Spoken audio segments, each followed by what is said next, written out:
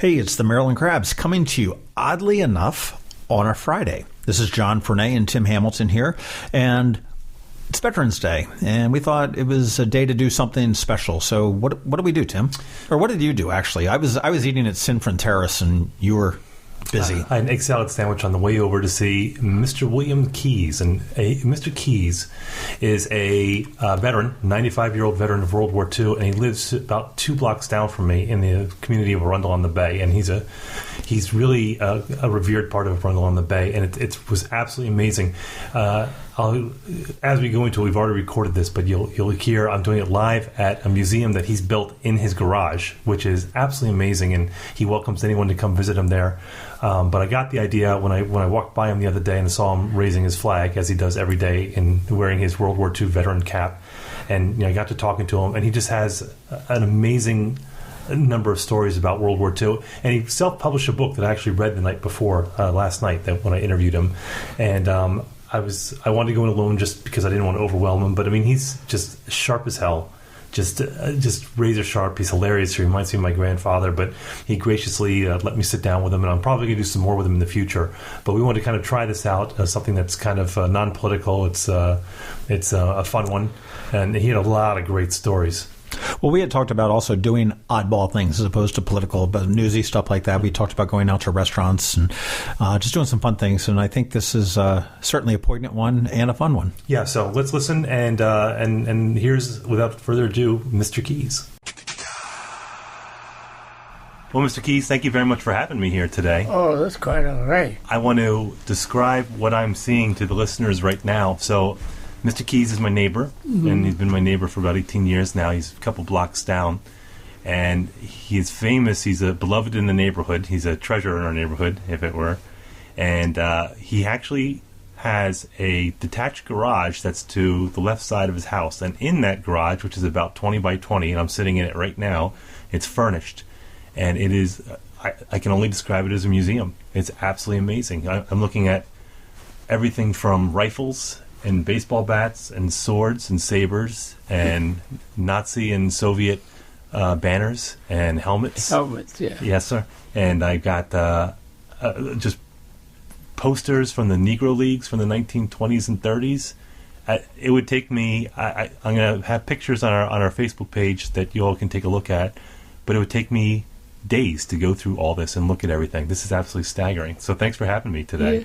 Oh, it's quite all right. Some of the hats up on top of there came from boats or ships. They don't like to be called boats. Ships that I arrived in New Orleans in Mardi Gras time, and I went on the ship, and they used to sell you a hat. USS Niagara, USS Buffalo, USS Norfolk, and all those sort of things. But my collection contains a lot of stuff from baseball down to the end of World War II, even baseball after that.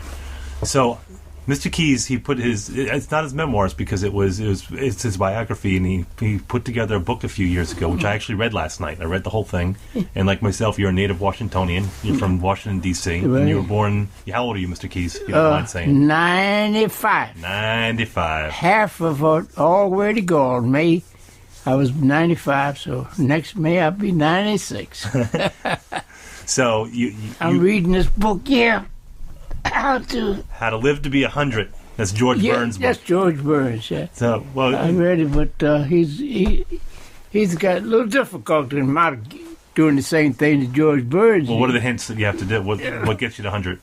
I guess just smooth, cool living. Clean living? Clean living. Yeah, and I'm looking at the bottles of booze over there. That stays there. It's all good for my friends. And sometimes I indulge, but not much, no more. And thank God for that. So you were born in Washington, D.C. Yeah, Washington, D.C. And your father owned a billiards hall over there. Yes. And, it's interesting. And a restaurant. And a restaurant. Yeah. My restaurant was with my uncle. And his name was Samuel Keyes. So that restaurant sort of got me in a lot of trouble because I met so many different people You know, Ella Fitzgerald, I used to go around. Did you really? Yeah, so I was going around with Ella Fitzgerald a lot. She's a year old now. She was born 1920, I think, yeah. And you were 1921. 1920. Look at that math I did right there. Yeah, it's great. That's 1 year's difference, right? So I was reading your book. It was interesting to me because, as a white guy reading this, your book is really context. There's a lot of racial things that when you look at history, I have the luxury, I don't have to think about it. Mm-hmm. But your life was really through that racial filter. That, for example, I was looking at, you had a home there, and you talked about in the 1920s how you had an electric refrigerator. Yeah, which was, you said at the time, was very, very odd. And your father had a car. Yeah. So you lived a middle class life that was really good back then, not just for a black family, but for a white family too. I think you're right. Well, one thing about it, my father had this business. My uncle was father was on the police force for a while because my grandfather was on the police force in Washington, D.C. Right. And my mother worked at the Bureau of Engraving from 1916 on up to I guess it was 54. Wow. Yeah, she worked a long time in the Bureau of Engraving in printing right there in Washington. So I guess I was more fortunate than a lot of black people and a few whites. You're right. Yeah, but it was interesting. It's in reading the book that and like I said, most your experiences were in the context of being African American in white society during Jim Crow and during segregation. But it was interesting, kids being kids. You were talking about at one point, you know, in the alleys and stuff, you were playing with the white kids from the neighborhood. Oh, because it was just... Well, we were backed up from my house on, behind my house on were whites. And where did you live, for the listeners? Yes, 1300 block of Florida Avenue. And that was a dividing line between whites, D.C. and black Florida DC? Avenue was a sort of dividing line. Right. People hadn't acquired those places, and there was a few apartments up on 13th and 15th Street and all that sort of stuff, you know. But we lived in Washington, such a compact life that white society was the same as black society, whatever you want to have it. I lived on a block with a black fireman and a black police, a black pharmacist, and also a white Italian family that just didn't move after we got there for a long while. And the Iceman was an Irish guy? Yes, yeah. And we used to have the man to come around with a lot of things that you don't think of now. We had lanterns in our streets, you know, gas lights. Right. And the man had to set them. He's a lamplighter. Lamplighter. He came around and lighted them up in the night and come around and blow them out in the day. Now tell the story. I like the part about the watermelon. Oh, well, I don't like to give... But watermelon was... You don't like to. You wrote it. Yeah, right. Well, my father had a curious thing when he came from work. He usually wanted a drink or so, you know. And he was on a lot of tension, and especially on the police force because they were so nasty, and he had to put up with all of it, you know. So he would indulge in a little alcohol, and my mother would raise Cain about it, so he had found a way to do it. In the summer, when the watermelon man came around, he always had a half a pint in the split part, because the first thing he'd do, he'd walk out to the truck, you know, and say, "Give me the best one you got." Best watermelon. Yes, the watermelon. So he would cut a, what do you call it? He would plug. So it was 10 cents for a watermelon, if I remember. Yeah, and 25 cents if you had a bottle. If you had a bottle in it. Yeah. So the watermelon man was smuggling booze into your old man's house. Yeah, well, at that time it wasn't no, you know, it was homemade stuff. I think, yeah, before. This is during the Prohibition. Prohibition, okay. Yeah, right, yeah. Of course, I do remember that, you know. Of course, my father died at 53, and my mother died at 92. Wow. Yeah, I had an aunt lived to be 100. And one lived to be 102, and all with the good faculties, you know. So you came from a really good family. Yeah. I get from reading your book, you had a really good family, and you had a great family structure. Yeah, well, I tell people about the eating stuff. I remember we had, for lunch I'd have a bologna sandwich and a jelly sandwich. And it's Together? Bologna and jelly? Well, a jelly sandwich and a yeah, you were just freaking out. Yeah, and my mother used to make jelly, and all the people on the block would make jelly out of berries and apples and, everything else you could find to make jelly. But that was the only thing. And if you had cheese, it had to be sliced off a bulk of cheese, because they didn't have no such thing as sandwiches made out of, chipped beef or whatever you use on a sandwich, bologna. No such thing as bologna. The cold cuts was that. Once on Monday, if you had a baked chicken, you could have big chicken enough, and not with some left over, they'd make a chicken sandwich. But that was rare, because most of the time, I had the wing of a chicken all the time. I remember that my other brothers had, they had a wing, and my mother and them, it was divided up equally to the part that people could eat, So you were raised Catholic. Yeah. And then you ended up going to Catholic school down in New Orleans, yes. Xavier, yes? Yeah, right. I went down there because I got sent down there. My mother. You got sent down? Yeah, right. My mother. Were you a Hellraiser? Huh? Were you a Hellraiser? Oh, yeah. Well, I was about, 16, 17. I was over at my father's restaurant half the time, and they couldn't keep me away from there because I liked to do anything, run errands and all that sort. She thought I was getting too hot. Christina Banks had a course of girls that used to perform at the Howard Theater about every fourth week in the month. And the Howard Theater was really big back then. Oh, it was big. And these girls were all from 15 to 16, 17, 18 years old because they're dancing like the devil. You couldn't dance like those dancers did in that days being heavy and fat. So they kept them young all the time. And it worried my mother to death what I was doing. And they had pot sessions across the street, but they didn't smoke pot like you do now. They used to put it in a bowl and you sit around the straws and suck out the straw. Oh, it's like a hookah, right? Yeah. That was the way it was in 1936. Legal? I don't know whether it was legal. It was legal in Washington, D.C. because nobody bothered you. Yeah, the police knew everybody on the block. And sometimes you had a few black policemen around above because my father I became a black officer in the same police force. Oh, did you? Yeah, right. And of course I didn't like it too much, but my mother didn't like it at all. See? Why? Well, because she figured I'd be doing the same thing my father would do: come home for work and drink a little. Yeah. So I got used to not doing that. So. Yeah, but when I ended up in New Orleans, I stayed down there for a time. Yeah, when you want to keep a kid out of trouble, you send him to New Orleans. Yeah, of all places.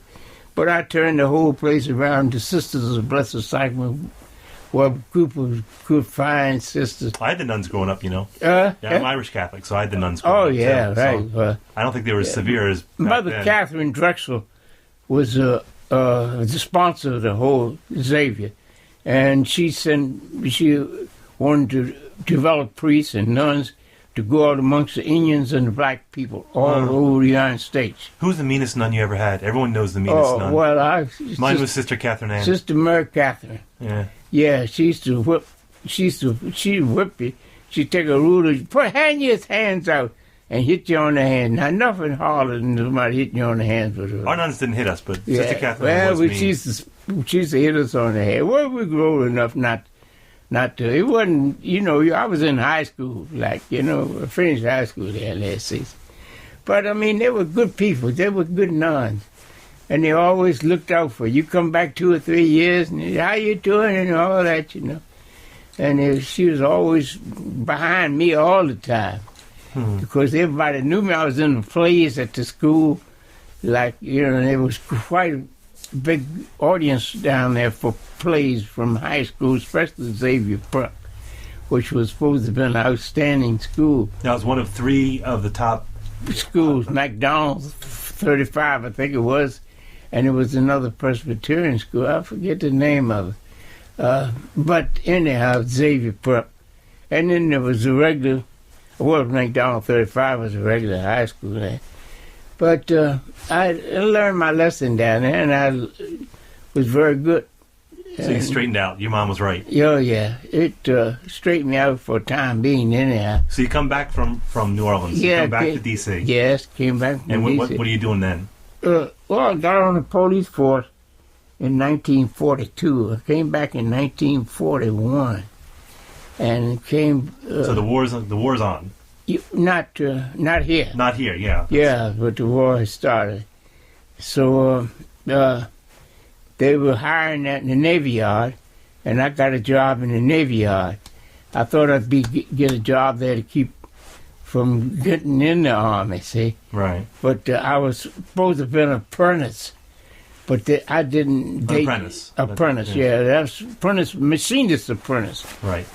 But they took some of the black who passed. You had to pass a test, you see, and then some of the blacks that passed the test, they put them in other jobs, and I was a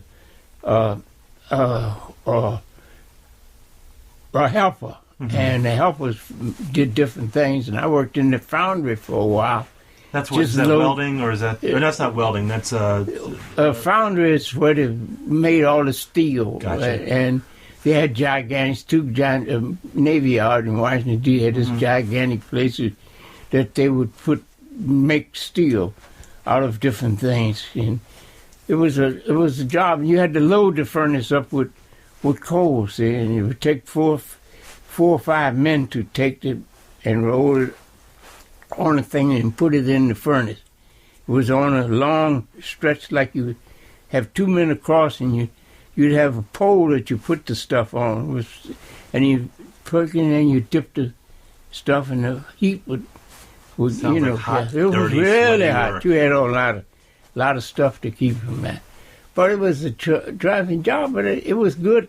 You'd go in there weighing 180, come out there weighing 170, which is quite possible.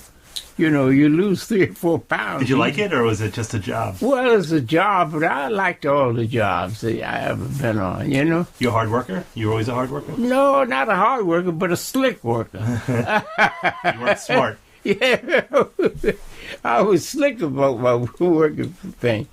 And, you know, it just was that.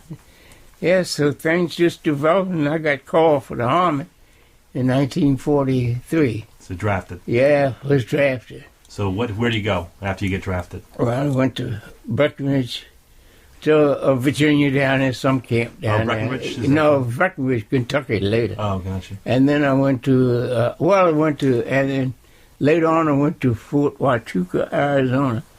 And I came back from there, but I was always getting, or my records were getting filed up or something. I filed up, I guess it was. And they would switch me to different places. So I enjoyed it. They're moving you around a lot. Yeah, right. And so... And this was after basic training. Yeah, I had basic training, Camp Lee, Virginia, I think it was, yeah. And Camp Breckenridge, Kentucky, I was there for a while.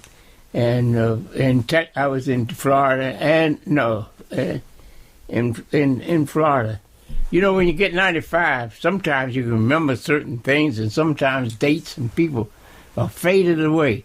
Then all of a sudden you remember what you missed a little time before. That seems complicated, but you reach that stage if you get 95. You're doing great. Yeah, right. Yeah. So, you know, things developed in the Army. I was in the Service Corps, and but while I was in the Service Corps, what's the Service Corps do? Well, ammunition. We were supposed to haul ammunition Gotcha. and especially for the tanks. And so all supply lines. Yeah. And so that's how I got with the 760. They needed a gunner for that after we got overseas, and they lost a lot. All right, so you went overseas. So where are you now? Yeah, I went from Breckenridge, from New York. We left from New York, and we arrived overseas right after the Battle of the Bulge. So 1944. Yeah, 1944. Yeah, and I was in the same outfit, 43, 41. Quartermaster Corps, and we went from there with the 761st Army, which I transferred. I was a 50 caliber man. I loved the 50 caliber, and I perfected. I could take it apart and put it together anytime. That's a picture of it right over there with the 50 caliber. Wow. So I'm going to get a picture of this. 50. So I'm looking at a picture of a very young Mr. Keys standing over a 50 caliber weapon with the bandoliers of ammunition. Right. You look tough. Yeah, well, I don't know. I was tough, but I wasn't dumb. And you see, you got leggings on at that picture. Right. Later on, we got boots, you know? Yeah, see, them leggings were hard to put on. And if you were her, you'd get them laced up wrong, and they'd hang just like things, man. You had to be careful all the time with leggings, you know? Now, where are you in this picture? I think that picture is in England. England. Yeah. And in England, we had the best time of our lives because we were in a place called Christ Church Christ or something. And it was down in southern England. And the people were so nice. They'd invite you over and they'd have dances for us. And we never seen black guys and never seen white girls dancing or white girls coming to escort you to dances. Oh, let's talk about that for a second. Yeah, so right. This is where, if I have any other any other veteran right now, we're talking about the experience in the Army. But we got to talk about what it means to be black and being in the Army in the 1940s and World War II. Well, what was your experience that was different? Well, in Breckenridge, Kentucky, and in Texas, a lot of times, we had 3 or 4 light guys, white guys, black guys who looked white in my outfit. And they would do all the dirty work, like going to the stores that you weren't welcome. So they could pass. Yeah, they could pass. So they were getting one of my best friends was Bill Lancaster from Washington, D.C. We went in at the same time and got pictures all around here of him. And we celebrated. We went in the same time. We went overseas. The only trouble, Bill's father died while he was, just as the war was over. Mm-hmm. So he got to go home instead of going to the Pacific like I did. But getting back to life in England, it was beautiful. I mean, the people just treated you so nice. And sometimes you'd get little extra things by bargaining things or saving things or talking to the chef or the sergeant in charge of the food to get a few things to take to friends. And you made friends like that. Why do you think they were so nice? Do you think it was it just because... In the first place, they'd never seen a whole lot of black people, you see. No. Despite the fact that the people told everybody we had tails, you know. That was a thing that people really were serious about. Because the people came over at first and set a trap for us by saying that, you know, we were just like monkeys and we had tails. And so we didn't have no such thing as tails. Like, I had a tail, but it wasn't that kind of tail. But that's what they said. They said, where's your tail? And I I couldn't get it all the way around there, but I said, my tail's on the front. Right. Making friends as you go. Oh, yeah, you have to change, you adapt to the society that you're in. You have to adapt to that, you know that. So everything was just rosy there. And even when we got to Germany, it was much better, you know, and treated you better. Better than the United States? Oh, my God, yes. Wow.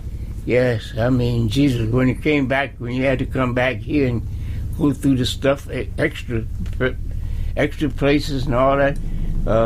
Jackie Robinson himself was in 761st. He never got overseas because they court-martialed him twice. Mm-hmm. And once, before just going, he was an officer. And he wanted to respect the other officers had. Well, you're a white officer, and he went in white places and they arrested him and court-martialed him, but they tried to, but it didn't stick. It didn't stick. They were better to let him go than raise all this. He wasn't a famous baseball player at that time. He was just a football player from California. You see, I think that's the way it was. But I never knew him. I never saw him. But we had a lot of other people in there.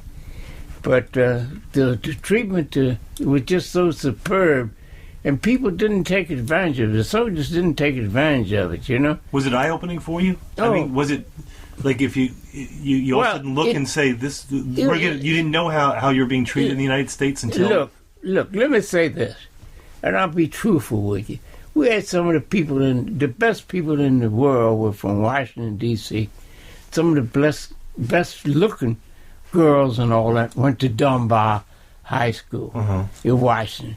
And some of them were just as fair and white as any white person could be. I mean, and we had colored things there, nice-looking black girls. They were just all nice-looking because they know how to dress and how to conform to the white society. Right. See, the blacks, one thing, followed the whites in the society. They weren't like the Indians. The Indians didn't adapt to the white society, so therefore they sort of went off stage. You see what I mean?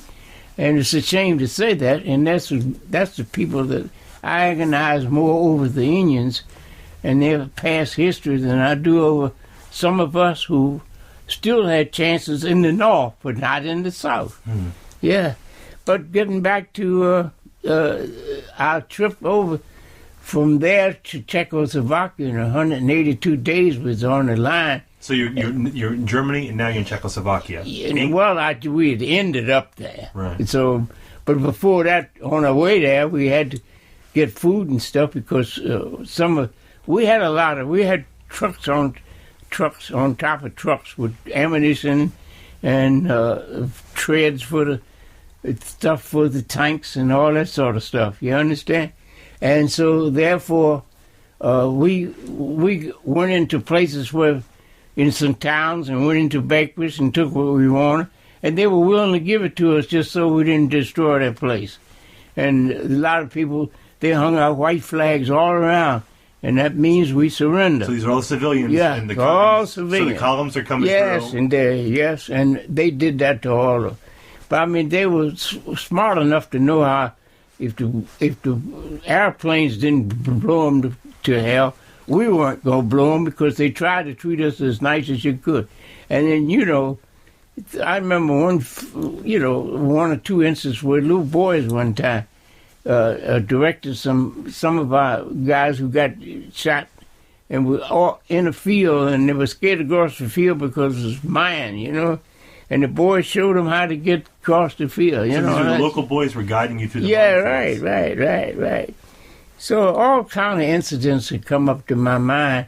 I'm rushing through this thing so fast, but little small things that I perceived. And I had a way of the guys always followed me. A lot of them did. Well, in my outfit. What's your rank, by the way, at this point? Well, sergeant. Sergeant. Yeah, I never got above. In fact, I had so many defaults that I had zippers on my signals, on my stripes. Didn't sew them on. Because I had one guy, colonel who was in the head of one outfit. He said, "Well, what has Bill Keyes done now? What has Sergeant Keyes done now?" That's what his famous saying was. What has Sergeant Keyes done now? So the guys, but the guys are following you. Then I became corporal. I was corporal for a long time after that. But I did everything else to sergeants as much as the lieutenants did. You know what I mean? Because I said, look, guys, just don't be too much of a hero here now. Because, you got to go back to the States and see your family. And a lot of these guys in this outfit were older than I was. They weren't younger, they were older. Because they sort of handpicked a lot of us to go to different places. And some of them were going, and a lot of them had gone to school and had a year or so of college, which, I did. So that was that. So we're in Czechoslovakia now. Well, we didn't stay there that long. We just stayed there long enough to take, and we got trucks came up to pick us up, and we left the tanks there. And from there we went back a long way to Marseille, France. But in between the time we stopped and we stayed in Bussbach in Germany for quite a while, as we were regrouping and getting our stuff, supplies together. That's quite a long distance. And what's happening in the war at this point? Yeah, well, the war was over May the 7th, I think it was, yeah. So we went back to different towns altogether to regroup. So that's where I met my wife. Let's back up for a second before we talk about your wife. I'm looking right now, right on my right-hand side. I see, and again for the people at home, there are a lot of they're like collages. They're like posters that are about 24 by 18. Yeah. And they have pictures and they have dates and they have labels on them. And I'm looking at one right now that is Dachau concentration camp, and I'm seeing the prisoners of Dachau in 1945, and I'm seeing the Jewish. The Jewish prisoners in striped uniforms, prison uniforms, and then I'm seeing pictures of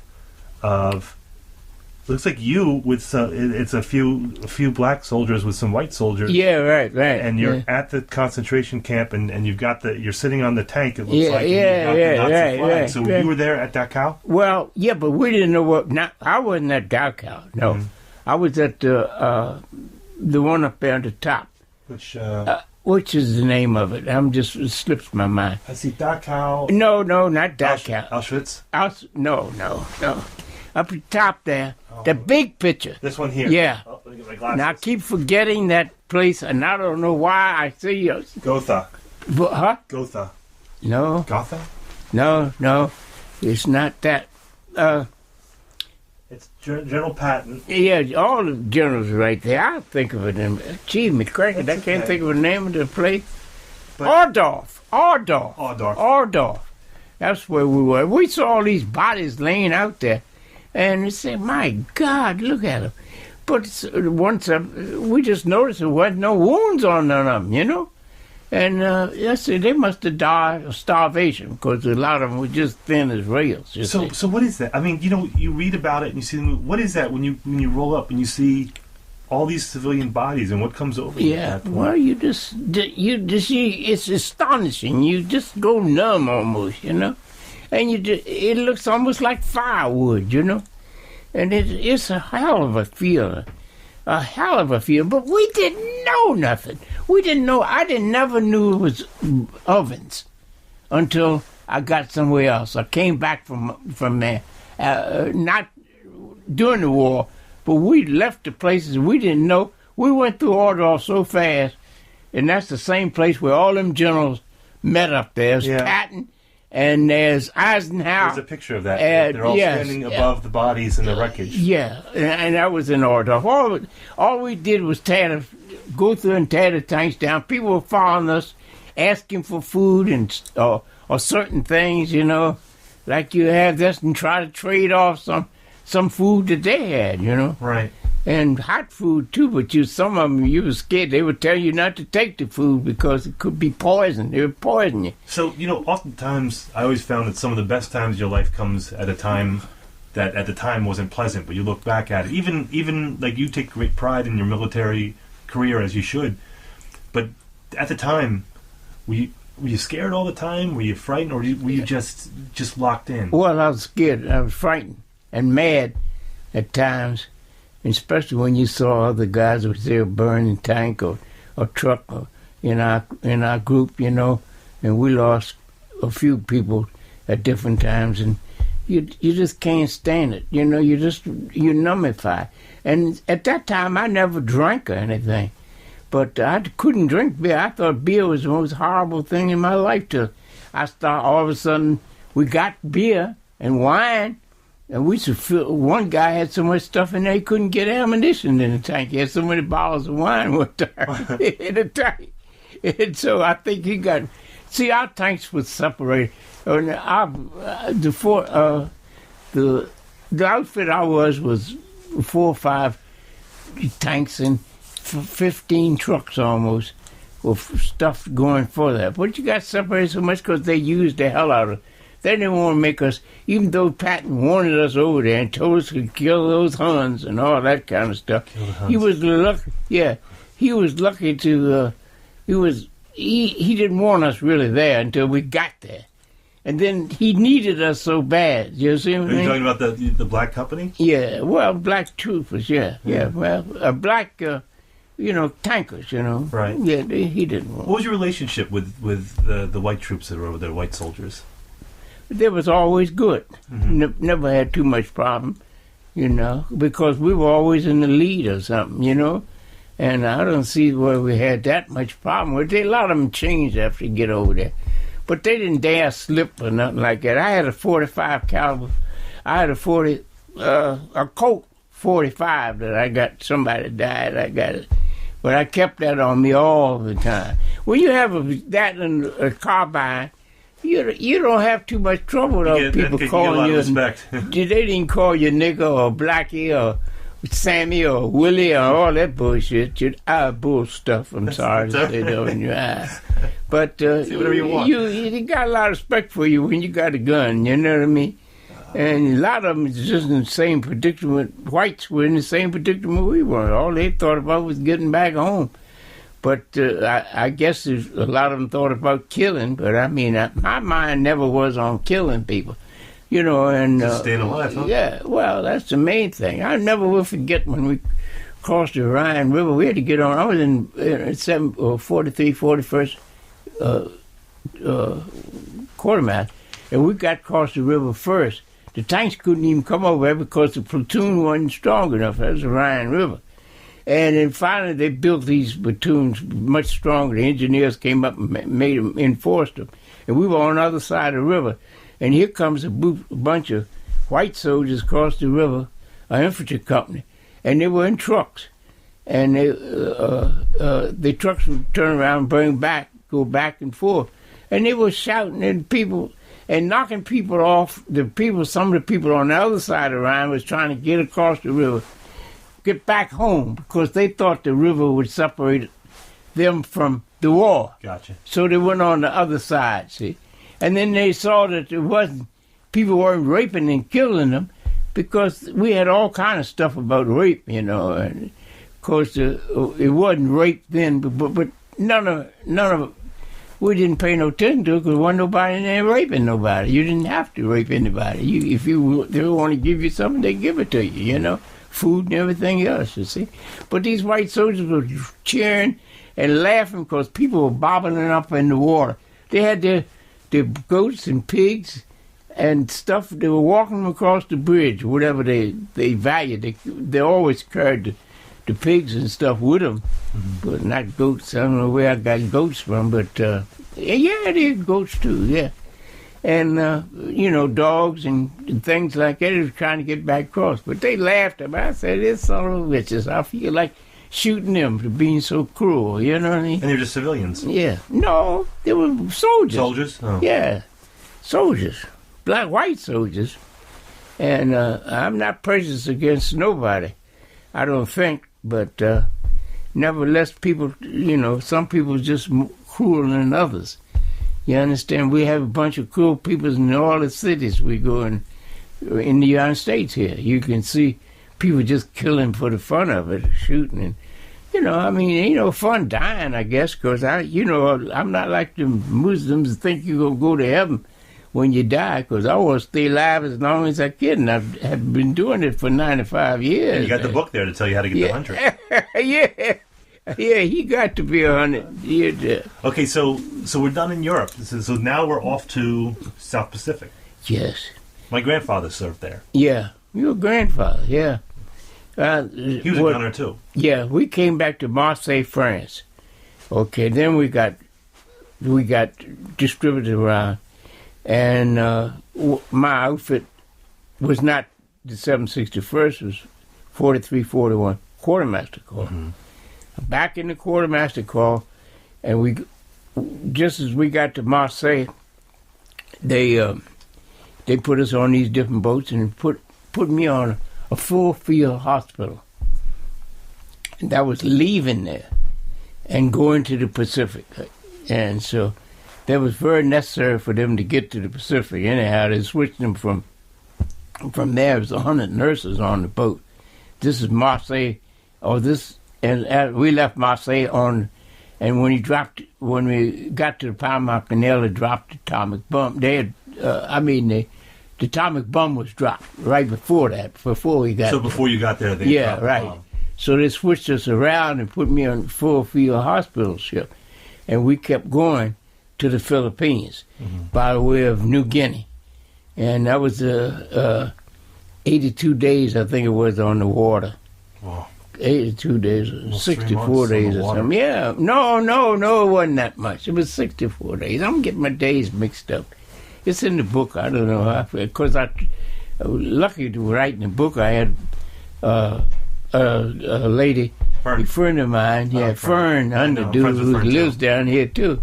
And she helped me all the way because she worked at the Library of Congress and she could check my dates and everything else, which you need to check it. Although the most important thing in my life has been keeping a diary.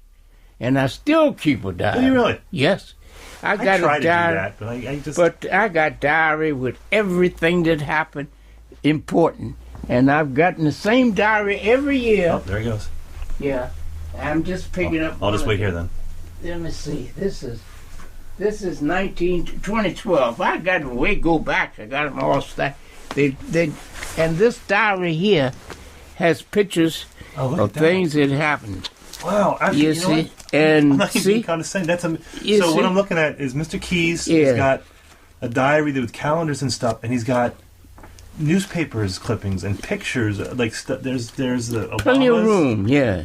Holy God! This is yeah. that's like a part-time job right there. Yeah, yeah. Well, every folks, day this is- you got to write in your Wow, diary. that is amazing. You see, and I put a You got few. pictures? Oh, Yeah, because you're an artist. yeah. Well, I draw a few pictures, to That is so cool. You know, Yeah. hold on, let me get a picture of that. Yeah. I'll get that before I leave here. But yeah. I got. Well, It's hard to describe. yeah. Of course, one thing about these diaries here, my wife broke all my codes that I had for different adventures that I tried. Oh, we skipped over that. Let's go back. I put you off. So let's talk about you met your wife in Germany. Yeah, All right. right. So let's go back to that. Yeah, I met my wife in Germany. She wasn't my wife then. And, well, I have to go forward because I got to get you in the Philippines. All right, let's go back to Where the I found, Philippines. yeah. Well, go back to the Philippines, and I stayed in the Philippines for about 2 months. And the discouraging thing is we had members of the clergy from different places, blacks, that came over here to pacify us and make us feel that when getting back down, be nice, you don't go. In other words, to put the Lord first, and your ability to earn a living, and to know how to treat people second and third. You understand? So they're So they sending were over sent to up- different denominations. Yeah. So I got up one time because this clergy from one of the big churches, black churches, came up, and it was so much. I said, "Damn this bullshit!" I went up and got ready and walked out, and about 4 or 5 guys walked out with me. So the police came up there. I mean, the MP chief and all them said, "You got to go back. You got to go back." I said, "I ain't going nowhere." So I ain't listening to that stuff. You understand? Demoted again. So you're an attitude case. Yeah. Let me ask you this out of curiosity, though. I listened to some interviews recently with. I love comedy, so I was listening to recent interviews with Mel Brooks and Fascinating too. Carl Reiner. Yeah. And they both served in World War II, and they're Jewish, but they're also atheists. They don't believe, and they said about the war, they said they never looked to God. They said I came out of the war just confirming that I didn't have a relationship with God, which has surprised me. But you said they're Jewish, but they're not religious. Yes, sir. Well, they're not Jews then, are they? I don't know. I'm Catholic, but I don't practice. But Yeah, culturally, well, I I'm came up Catholic, that too. way. Yeah. But, I mean, during the war, did you feel like? Did you look to God? Did you look to religion to kind of get you through? No, I didn't. I don't know why. It's funny because I do hear that. Yeah, but I respected the Catholic Church, and everywhere I went into the Catholic Church and always gave a donation or something to Catholic. And one You're covering time, your bases. when we was in, we were in England, I think. No, it wasn't England. It was France. For a short while, we was in France. We were bivouac right next to a convent, and it was a church, a convent, and everything else. And I took bread over there to the nuns who hadn't had. This was in France, so who hadn't had fresh made bread, because when we got together was a bakery there that did nothing but bake stuff for the troops, and it was everything that you could think of. It was a resource place, where you got everything. So we were into things like that, you see. It's just like guns and stuff. We had our pick of any type of guns. But the whole point was getting them back home, see. And, things like that. Because I remember one time when they told the people in Germany to give up guns, man, the place was full of guns. Because they followed orders right down, because Hitler had gotten them to follow orders, and they followed our orders pretty well too, because they bought everything, treasured things to put in. They had stockpile of stuff big as this 2 rooms with stuff in one or two places. But getting back to Philippines. They keep coming back to the Philippines. Yeah. Well, the Philippines was. So you were demoted. Yeah, I was demoted there, so it didn't make any difference. I had a tent full of stuff, and I had my own tent because, so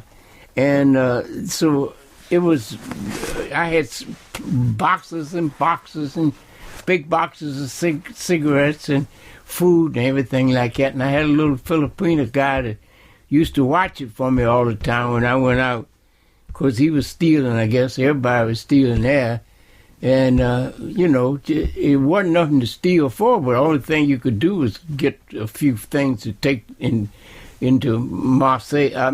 Manila, and trade it off for something, whatever they got good or whatever was on the line that you wanted to get, you see. But that was the whole time I was there. I had a privilege there. It was a heck of a privilege. Why I got that job was that I met my cousin Bert, brother, who was an officer in the Army. This time now we got black officers. We got black officers in our outfit. So he gave me this job of watching that place there. And I used to watch it. And he used to have the generals and the lieutenants and colonels and everything else. And they had a big place where they set up, and they have all kind of things, suit and everything. This is in Manila. So therefore, he made a little money, and I made money, man. I had plenty of money, and I still had to go home, which I lost a lot of it on the ship, gambling. What was your game of craps? Yeah, that's what they was doing, man, too. I had smart enough to save about $300 or $400, which was a lot of money there. Right. But when I left Manila, I had about $1,100 or something like that. So it was a lot of money in 1945. But so if you had a shorter boat trip, you would have been coming. Yeah, I've been better. But that was quite a trip from Manila to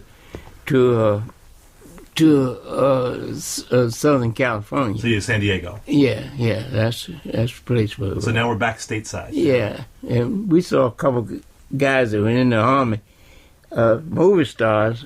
I was trying to think of this big brute man who became a good movie star. There's a lot of them, because we were in St. Anne's. Mm-hmm. Santa Ana, I think it is. Oh, yeah. Santa Ana. Yeah. That's where we were. That's between San Diego and Los Angeles. Yeah, somewhere like that, yeah. So then we got back there, and I got dengue fever over there. And that's a fever, man. You feel like you're dead. Something like, not yellow jaundice. So it's like malaria? Yeah. Close to it. And I had yellow jaundice, too. So I got sick in California. So my main thing was to get out the Army. And at that time, I had 2 children, was married. So I had good thing to go back. So we took the trip from Santa Ana to Chicago by train. And I had a chance to sleep on that train for 2 days, I think it was, 2 or 3 days, and got food, whatever. The guys on the train were very good to me. I hardly knew any of them, you know what I mean? Right. And because each person was functioning, getting back differently, see. I lost all my friends, you know. And so we got to Chicago.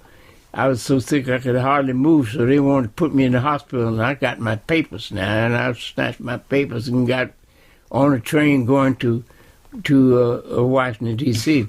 But it got off. I got so sick they put me off at Fort Camp Meade, which was good. Close. Yeah, close to home. See.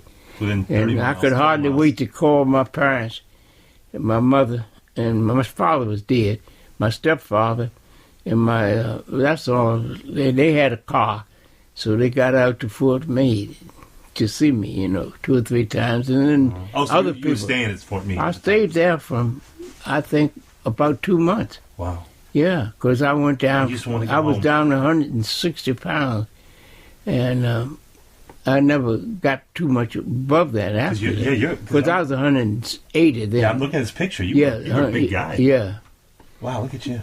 yeah. Hmm. So then everything, you know, the funny part about it, I got out the Army May the 2nd, because May the 1st, that was my birthday. And the day, if you went out in May and April, you got paid. You didn't get paid for that. I found out you could get paid the whole month if you stayed in one day. Gotcha. So I stayed in there. I got AWOL the first time I was AWOL in the history of the place. So everybody was like, hey, fellas I didn't know, but everybody said, what happened to you? You didn't make it back. I said, oh no. So I didn't follow the procedure going through the line and all that, because I found out you get paid for the whole day. So I stayed the extra day. The whole month. Yeah, got paid for the whole month. That's one of the little things I did, you know, a whole lot of times, you know. And after that, it was back to civilian life, huh? Back to civilian life, yeah. In 19, and I had a job in the Navy Yard at the time. I got it. No, that was before I went to the service, you know. Mm-hmm. Yeah, no. Well, I came back working for the family, you know, and the business, you know, which we eventually, the building was sold, and our time was up there, so we had to leave that. And and later on is when I started school. I didn't start school till about a year after I got back. On the GI Bill? Yeah. Mm-hmm. No, never was on the GI Bill. Mm-hmm. Yeah, I didn't start. I was in school in 51. I never was on the GI Bill. I missed the GI Bill by a year, so yeah, because you're supposed to start right away. Or something. Oh, gotcha. Yeah. Oh, so there's a time limit to that. Yeah, Oh, gotcha. yeah. Mm-hmm. But so did you keep up with all your brothers in arms from the Army? Did you? No, only 2. It's easy Lancaster, the ones with the picture over there, and Lancaster was just died a year ago. Really? And and Flournoy Cole just died 6 months ago. Wow. Yeah, You I guys held got him the for a long letters time. here from him. You know. Yeah, there's only 500,000 World War II vets that are still alive. Oh, there you go again. No, I'm not going too there- far. I'm just going here to get you to the last thing I was at. This is the 75th tank. I tell you, this is the 47th annual reunion, and it was in Detroit, Michigan. That's not the last one. And this is September 1st, 1999. This is Oklahoma City. Yeah. Here's the New York chapter. William McBurney, all these guys are now dead. William S. Keyes right there. You see? And here's the 761st here. And this, you'll see I took this one other than taking anything else because, you know, we never got, see? But William S. Keyes, even pronounce and spell my name right. So you the last? I don't know if I'm the last. It must be some level. No, but for World War II, yeah, but I mean from the guys you kept up with. Oh, my guys, I kept up with y'all. Oh, yeah. And one of them was older than me. Lancaster was older than I. But he was the only one. Cole was a year younger. But not even a year, I don't think. But what did your service mean to you? How did it change your life? Obviously, it means a great deal to you. I'm looking around this room, and it's well, overwhelming. I am a historian. I love history, and I try to keep up with that. That's the only way to change my life. I do cartoons all the time and things like that, you know, this kind of stuff now. And it's not a day go by I don't do some types of things like this, you know. And you teach art at South River High School. Well, yeah. I'm substitute art. You know, pictures like this, you know, just crazy stuff, you know. That's fantastic. Yeah. So, you know, but I love art. And I have had 3 art shows, 2 at 49 West and one with Women's Place. And they had braziers hanging all around there with my artwork all between. Yeah, I just lit up. It was very joyful, very joyful thing. But I advise everybody to keep a diary. And keep a diary, I mean, and keep up with facts. I think these books are probably not none of the wording in there is worth anything. But the time element might be right. You know? I'm gonna have to. Yeah, this is pictures of this. So folks can see this on their Facebook pages. Yeah, this was 19. This was 12. See, there's a which come with our president now. That was. And I have to point out that we're recording this on November 8th, so this is the election. Yeah, so election day. Election day. Yeah, right. And so it's a big. I just got I have my little I voted sticker on. You already voted. Yeah. God, let me get a picture of that. That's amazing. What? Your diary there. Yeah. That's awesome. Mm. Well, Mr. Keys, you have a lot to be proud of. I am absolutely impressed by all this. And it's very generous of you to open this up because you have a little ledger over there where people sign in when they come and visit. Yeah. And it's like I said, it would take me days to go through every picture and every collage. And but here's my fault. Here's my problem. I got to find a place to put this. Oh. Now, you can't tell me about the museums because I put a lot into the Anacostia Museum. Mm-hmm. And some of it was taken and some of it wasn't. And the big museums have all this. Right. And I did all this framing and putting together stuff myself, and it's not done on a museum type of thing, other than the fact that I can fold up some of these things back here. And, you know, and a lot of the I never talked about the Buffalo Soldiers. That's another thing. Am I still on? You still on? Well, look, the Buffalo Soldiers was the outfit that I was a charter member. Right there, look up on top of there. As a charter member of the Buffalo Soldiers. And and they did so much, and I read so much about them, but I heard that they were different places. And so I got a bunch of guys. One guy was from my outfit over in Baltimore. And he told me, come on over here and join. So at that time, it didn't have a Buffalo Soldier in Washington, or they had it, and I didn't know about it. And I knew some of the guys in the Buffalo Soldiers, but they weren't friends of mine enough to tell me about it. But I joined it as a starter in that chapter in Baltimore. Now, the Buffalo Soldiers had more to do than anything else in the world. I mean, they caught hell. I'm going to tell you, it's little small incidents. They had the worst horses. They had old horses to start off with because it was the cavalry. There was the 9th and the 10th Cavalry from the 24th Division. And they had guns. They started off with single-shot guns like that. That's the shot. That's the single. We're looking at the guns that are hanging here on your wall. And that gun, when you load that gun and shoot it, the Indians could shoot 4 arrows at you before you could get off one shot from that. You see, so later on we gave them better guns, and when they were all out west, they went down west.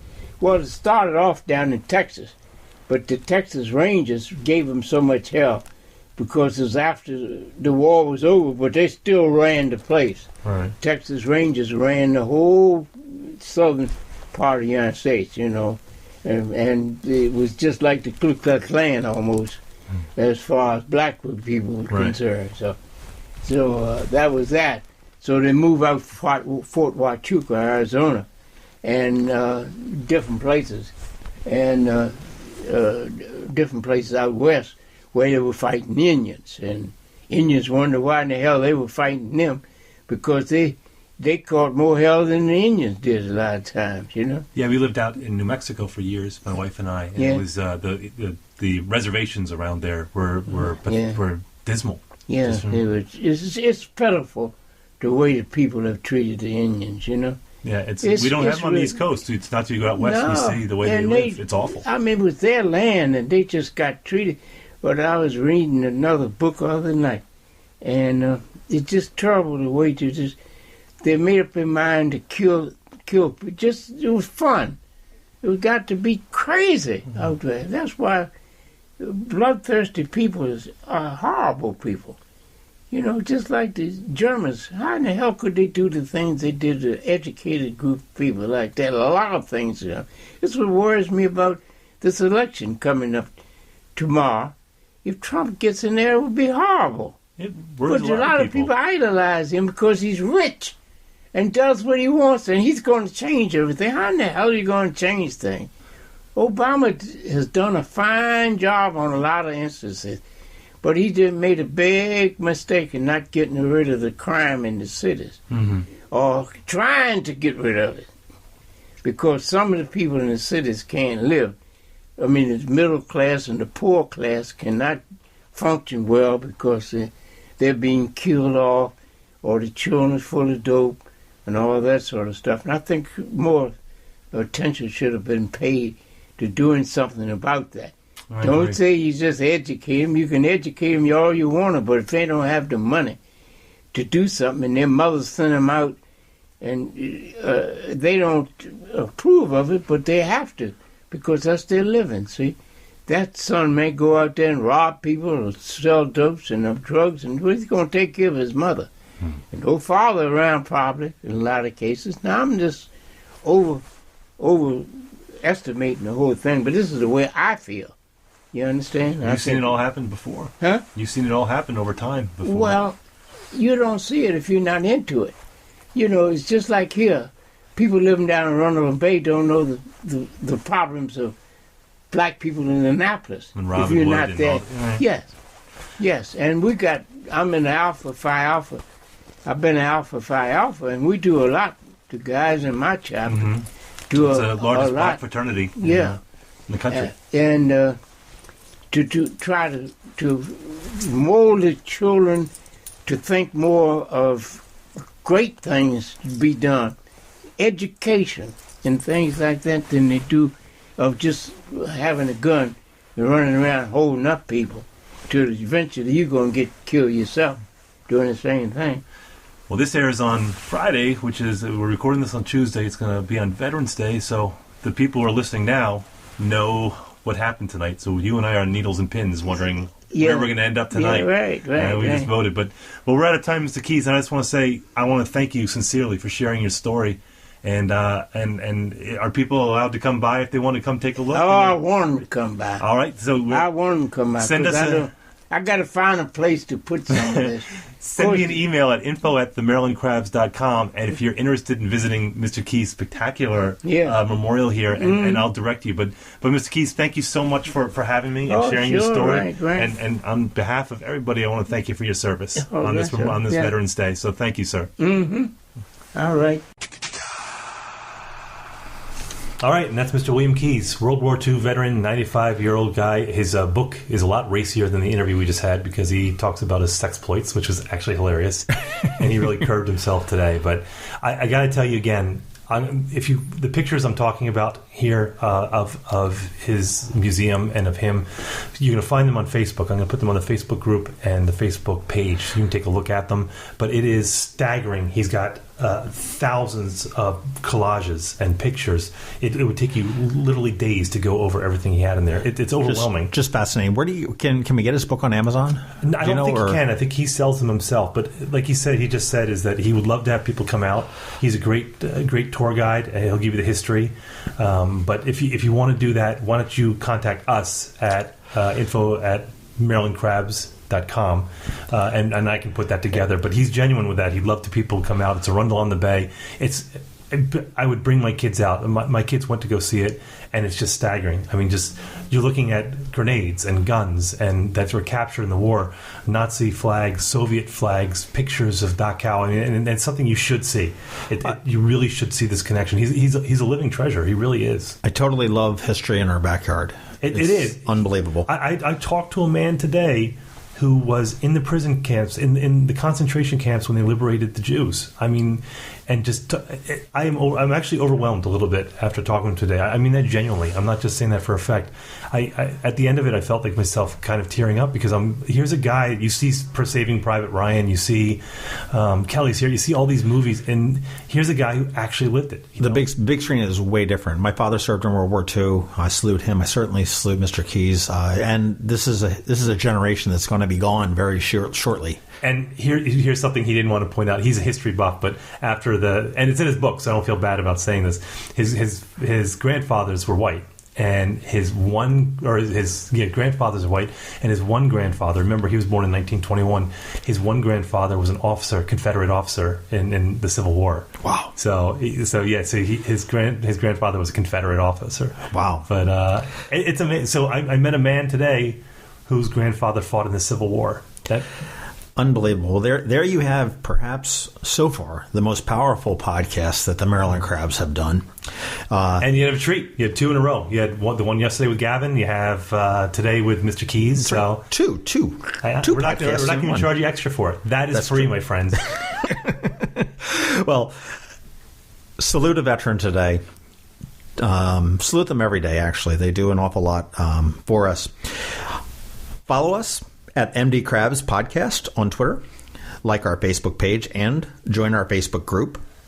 You can look at our website at themarylandcrabs.com. Email us. Give us some suggestions at info@themarylandcrabs.com. And we will see you next week. And we might have a very special guest next week. We're trying to work it out. Or we might not. Tune in. All right. Thanks, folks.